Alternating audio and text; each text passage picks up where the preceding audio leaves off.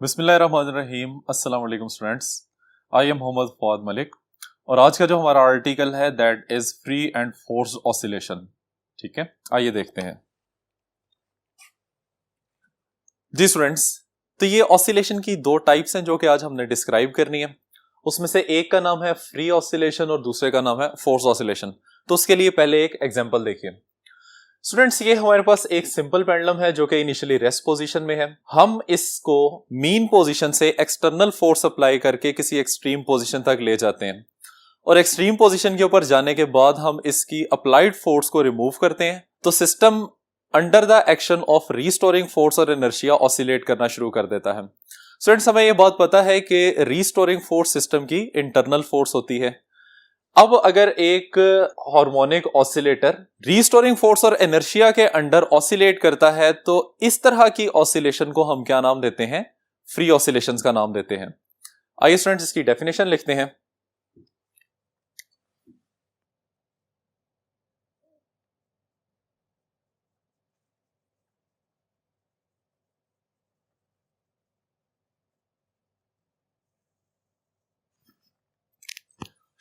Definition है इसकी, कहता है कि a body is said to be executing free oscillations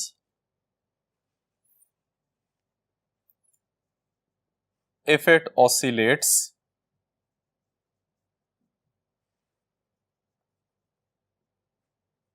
with its natural frequency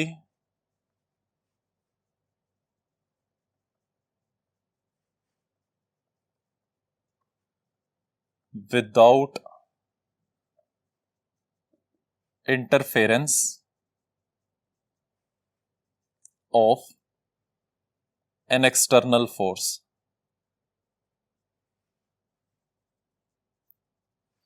ठीक है स्टूडेंट्स, अगर सिस्टम के ऊपर कोई भी एक्सटर्नल फोर्स एक्ट नहीं कर रही तो सिस्टम जो है वो अपनी नेचुरल फ्रीक्वेंसी से ऑसिलेट कर रहा होता है। Now what is meant by natural frequency? ये नेचुरल फ्रीक्वेंसी क्या चीज होती है? तो इसको हम डिस्क्राइब करते हैं, कहता है कि oscillations performed only due to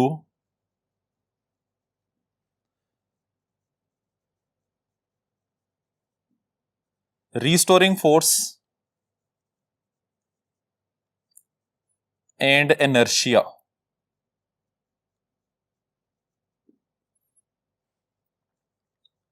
Then frequency of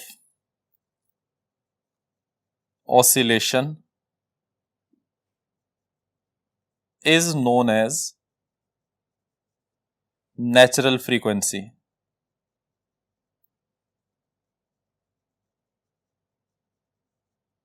ठीक है स्टूडेंट्स, तो ये है जी हमारे पास फ्री ऑसिलेशन। अब हम इसकी एग्जांपल लिखते हैं।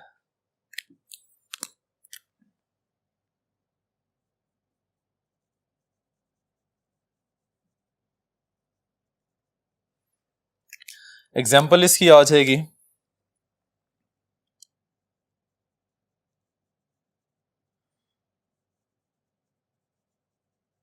Simple pendulum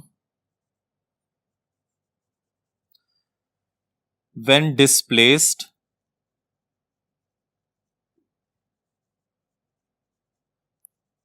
from its mean position and released, then it performs free oscillations।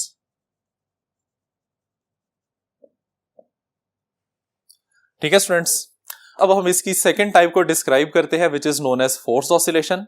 उसके लिए ये स्टूडेंट्स हमारे पास एक सिंपल पेंडुलम है जो कि अभी रेस्ट पोजीशन में है। इसके ऊपर आप एक्सटर्नल फोर्स अप्लाई करके इसकी मीन पोजीशन से डिस्प्लेस करके इसे एक्सट्रीम पोजीशन पे ले जाएं और वहां जाके इसको रिलीज करें।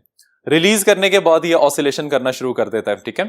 अब जब इसकी एक वाइब्रेशन कंप्लीट होती है तो आप इसके ऊपर दोबारा से एक्सटर्नल फोर्स अप्लाई कर दें।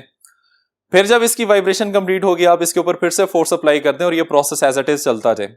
यानी कि सिस्टम के ऊपर कंटिन्यूअसली एक्सटर्नल फोर्स अप्लाई की जा रही हो तो ऐसी ऑसिलेशन को हम क्या नाम देते हैं? फोर्स्ड ऑसिलेशन का नाम देते हैं। आइए अब इसकी डेफिनेशन लिखते हैं।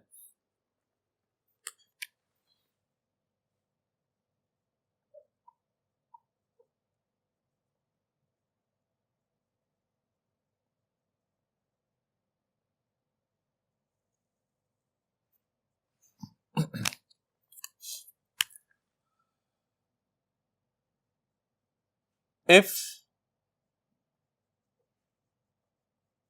free oscillations are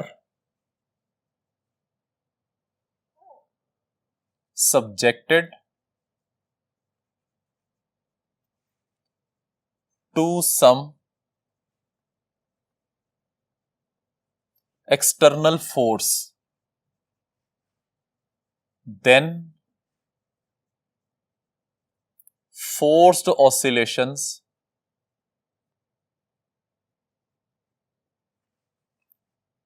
are produced। ठीक है स्टूडेंट्स, इसकी अब एग्जांपल आ जाए।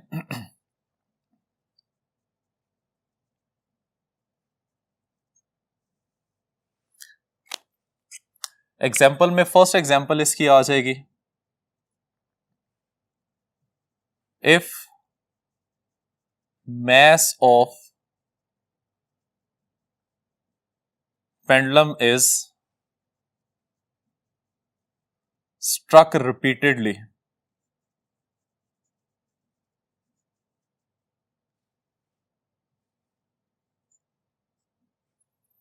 ठीक है।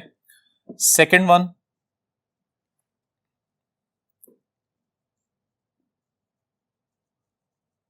vibrations in the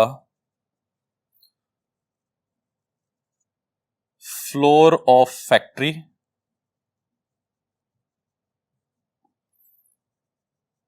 due to running of heavy machinery,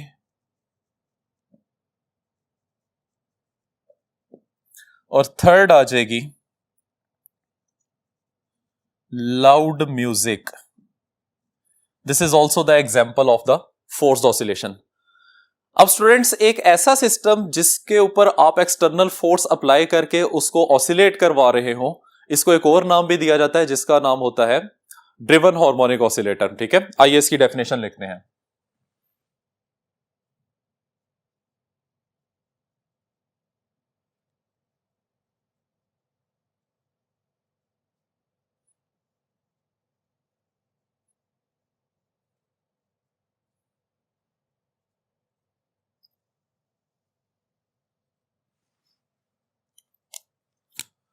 कहता है कि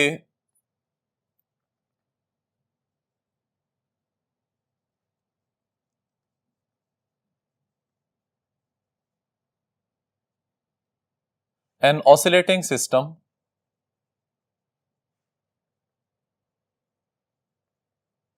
undergoes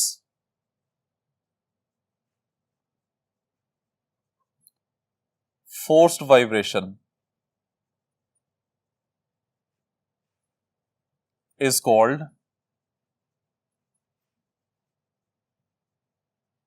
driven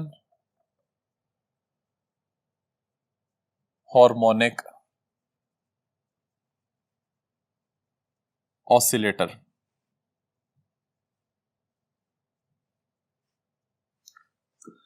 ठीक है स्टूडेंट्स, तो ये है आज का हमारा आर्टिकल। इजाजत चाहते हैं। अल्लाह हाफिज।